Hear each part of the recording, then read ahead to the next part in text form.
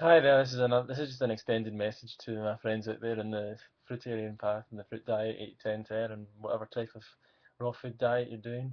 Um, yeah, so the message is stay away from the cooked foods.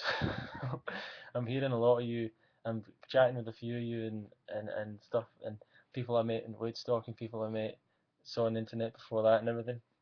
And it's like, people like, yeah, sometimes when I'm with my friends, I'll have a have a cooked meal, or when I'm doing this or that, I'll have some. It's why, like, why? I don't get it, you know. Um, and I don't even think it's like a calories thing, or like there's other people that are like, oh yeah, I ran out of food, I ran out of fruit, so I had to have pasta or something. Brilliant excuses. Like it's great, but um, I've got a shop across the road that says open till 10 o'clock, and if I literally had no fruit, well, there is fruit in the shop, but it wouldn't be very good fruit. But um, you can still get orange juice. You can still get juices. You can still get I don't know, processed dried fruit stuff, dried fruit and all that. You can freeze your bananas and keep them in there for a rainy day. So there's no excuses really. Where I'm living, I've got absolutely no excuses because like I've got a car, I've got enough money. I'm working full time at the moment, so I've got some extra money, and I live within like 10 minutes of quite a few 24-hour shops, 24-hour supermarkets that are absolutely packed with fruit. And so people say to me like, "Oh, how do you how do you how do you do this in like in Scotland or Europe or UK or whatever when there's no ripe fruit around?" Well, there is. You go to the supermarket, there's plenty of ripe fruit. There's always grapes. They're usually ripe. They're usually all right. Um, Dates and things like that. Figs are dried, but that's still pretty good. Fair enough. Your bananas are not ever going to be ripe, but you know that already. You prepare in advance for your bananas. You need to make your exception there. But there's tons of stuff, and at this time of year, there's tons of oranges. There's apples going about. Basically, like we're in this abundant food, you know, as I'm saying, in the EU and Scotland, whatever. It's just abundant. I've got loads of shops around here that I can go to any time of day and night and get enough fruit.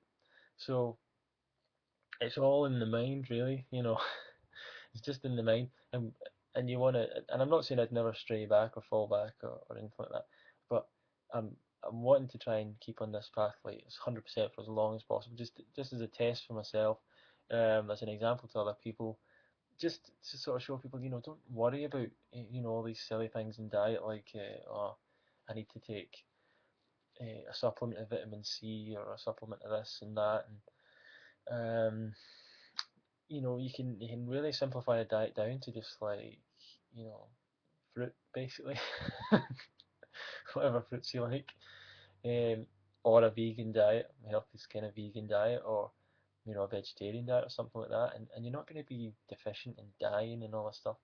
Maybe you would in 2 or 3 years time, I don't know. But there's people that live off fruit that I've met that are incredibly healthy and don't have any degenerative conditions of people their own age and stuff like that.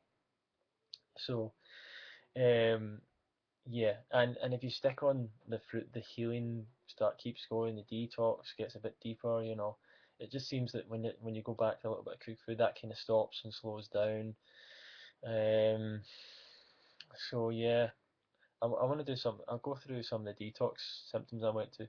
Now, I'm saying this. I'll admit I've only been doing this like pretty much no cooked food for about 5 months. So for 6, 7, 8 months before that, I went through the transition, and I was pretty much high fruit for all that time. Loads of banana smoothies, as much fruit as I wanted. But then I was still having some cooked food, and there was always excuses in the mind and sort of reasons like, oh, well, that's been 3 weeks I've been on just fruit. Maybe I'm not getting enough this, that, and the next thing. I've never been a big greens eater, so it's always like, oh, I'm maybe not getting enough sodium or something, so I'll go back and have some cooked food just in case. And so I would do that quite a lot. And when you go on the fruit as well, you start to change a wee bit, like your perspective, your conscious. So you're getting a wee bit worried, like you're getting a wee bit like, kind of changing here a bit. Uh, so, but you just push through that and keep going. Um, yeah, but yeah, you're never gonna like lose those addictions for cooked food if you keep on having them now and then. And the other foods that I would say, addicted to like anyone else is like caffeine or sugar, refined sugar stuff, and salt and things like that. I've always feel like you need to give these things up a good solid like 6 months, a year or something like that. Maybe probably a year's best before you can start, having them now and then in your diet. Because by that point, hopefully by a year, addiction's kind of past. So when you have it, you don't have that kind of, you can have it and you're not like wanting it all the time. But any foods that are addictive like that,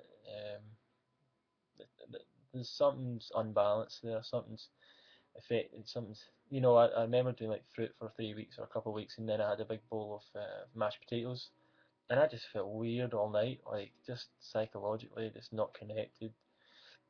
And this is the kind of sensitivity you get to your food when you just chill, cut it down to fruit. I have these, I've not got any right here, but these like raw naked bars. It's a company called Naked, I think they come from Wales, and they make these raw food bars, and they're pretty cool. They're like just nuts and dates and raisins, and so it's just like nuts and fruit, and sometimes they have a little bit of something else. So there's these ones that are like chocolate bars that are nuts, raisins, dates, like cashew nuts, raisins, dates, and a little bit of cocoa flavouring. And even that, like I used to quite enjoy those, but even now I'm just feeling that's I'm not liking it.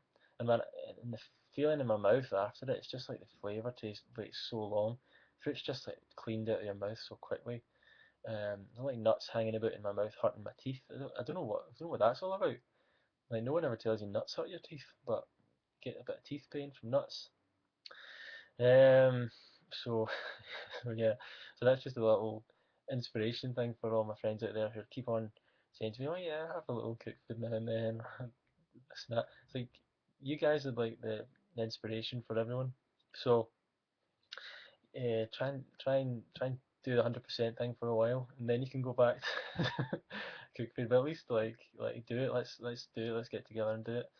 Um, but not a it's not a big issue. But yeah, I think the more people that are on this path and that show that you can do this 100%, there's some people, amazing people that have been doing this on their own pretty much, like 100% vegetarian for like 20 years, 30 years.